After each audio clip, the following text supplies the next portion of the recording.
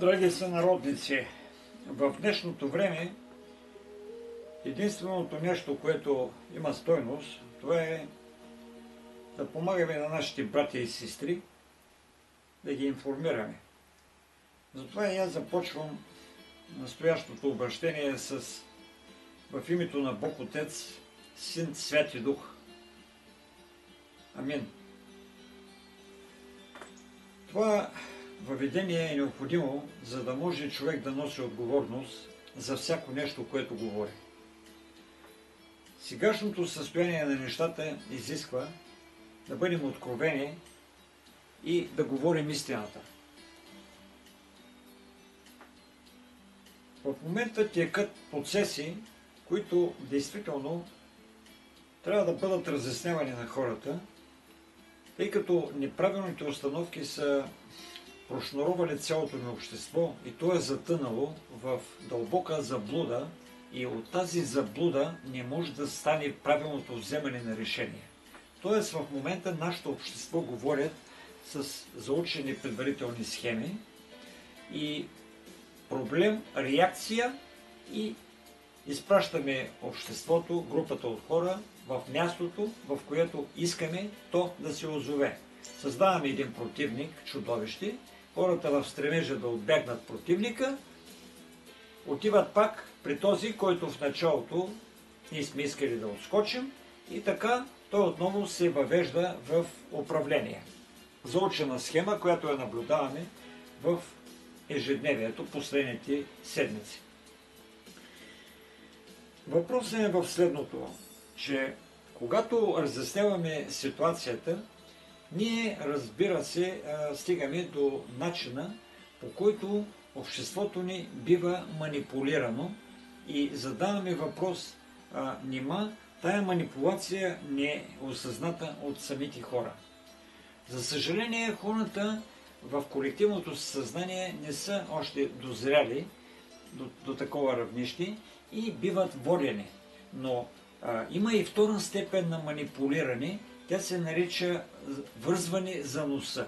Когато вече самият човек не просто е манипулиран, ами той просто бива доведен до състояние сам да иска да бъде воден за носа с синджир. За това именно състояние за вързване за носа се борят тези видеа и затова и беше взето едно решение с издателство Хелиопол, просто и група приятели решихме да пуснем една поредица от видеорепортажи, които да показват неудобната истина. С подзаглавие как ни водят за носа и как бива обществото манипулирано. В сегашният видеорепортаж аз ще спра вниманието върху няколко основни точки. Това е връзката между, от една страна, дълбока държава, кабал. Понятие кабал в България почти никой не знае, даже има някои наивници, които ходят на курсове по кабала. Те даже не разбират това е връзката между кабала, кабалистика и понятието сенчес кабал. Забележете. Въпросът е в това, че кабалът това е структура, създадена във вековете, група управници, които така или иначе намират се на върха на една пирамида и създали тайни общества безброй надолу по пирамидата и пирамидално управляват общественото съзнание на обществото.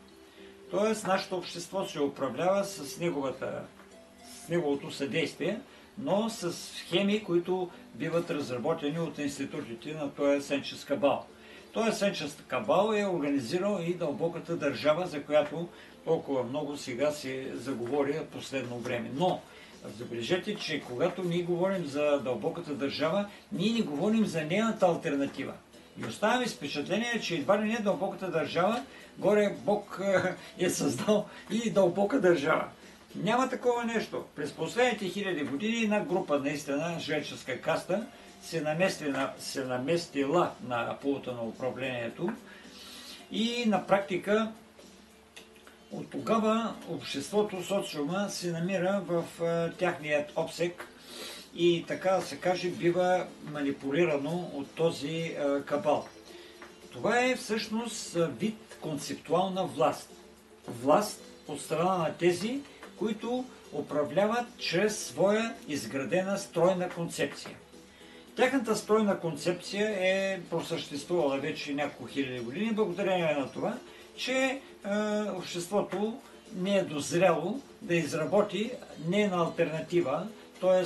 друга концептуална власт. За да можем да сменим дълбоката държава или концептуалната власт под формата на кабал с друга форма, ние трябва да сме изработили нова концептуална власт. А за да изработим тая нова концептуална власт, ние трябва да имаме познание за тази концептуална власт. Поради тази причина и аз в този кратък репортаж насочвам вниманието ви към тези две книги. Едната е концептуална власт, другата е синархия и се опитвам да говоря за това, че това са лостовете за бъдещата промяна. Тъй като не може да стане промяна в социума с протести, не може да стане с методи на смяна на прокурор или на промяна на съдебната система или пък промяна на Конституцията. Каква е илюзия? Нали, Конституцията като се промени, какво от това?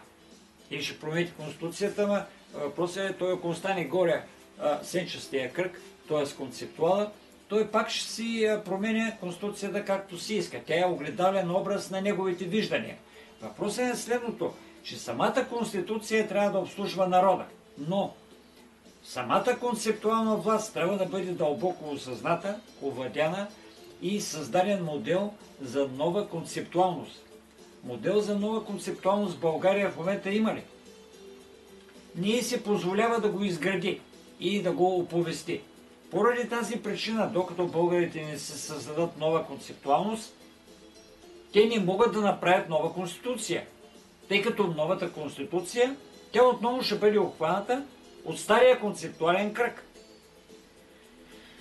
Накратко казано, непознаването на тези лостове, като синархията, като концептуалната власт, като възможността на обществото да бъде управлявано от един съвет на старейшини мъдри хора, а не от лидер, някакъв си лидер, с поредното име Бойко и не знам кой си още. Това е страшна илюзия да вярваме, че някой горе с здрава ръка може да управлява социума. Вълкодав някой, който да издави всичките вълци и така да въведе железен ред. Това е метода на хегемона. Железният хегемон, който ще дойде и ще въведе диктаторския строй. Това няма нищо общо с бъдещето на човечеството. Това са стари времена. В историята на това човечество са сменяли безброй модели на диктатори. Нито един от тях не е свързан с истинските българи. Нито един. И нека тия българи историци да не ми се кланят на някакъв си там един, втори, трети, четвърти диктатори, които могат да имат някаква връзка с българството. Но те не прилагат истинската българска доктрина. Истинската българска доктрина се казва синархия. И тя, разбира се, ще си влезе в своето действие в следващите години. Така ли, иначе това знание ще се разширява все повече и повече и хората ще биват въоръжавани с знанието за концептуалната власт. Така че в това кратко обращение аз това исках да насоча вашето внимание и паралелно на синархия концептуална власт отново да покажа значението на познанието за личностно развитие. Когато в едно общество има въведена правилна система, нещо като култ към изграждане на личността, тогава в образователната система се въвеждат тези именно науки, истинска психология, логика и прочие дисциплини, които карат човека да се стреми от сектора на самосъзнанието нагоре към своя изконен стремеж да създаде силна личностна конструкция. В тая силна личностна конструкция той изгражда своя волеви център, защото без волеви център той е господин никой, той е ментален човек тук и като ментален човек не го говорят като овца. Причината на състоянието на нашето общество не е просто дълбоката държава, сенчестия кабал или нашето невежество. Не. Причината в много голяма дълбочина е състоянието на обществото, което е част от невежеството, да се намира в състояние на овчедушно стадо и като овчедушно стадо то пребивава в търбуха на статуквото на системата и там бива безжалостно водено, стригано, доено като единици рогат добитък. Така всеки човек дава своята енергия, пари, несловен потенциал. Той ги дава на кого? На робовладелеца, на този, който горе се стреми към само едно нещо – власт, контрол. Контрол върху стадото.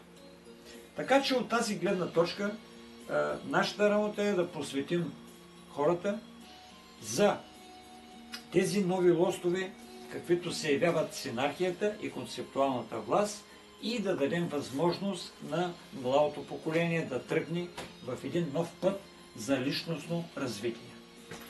Благодаря за вниманието.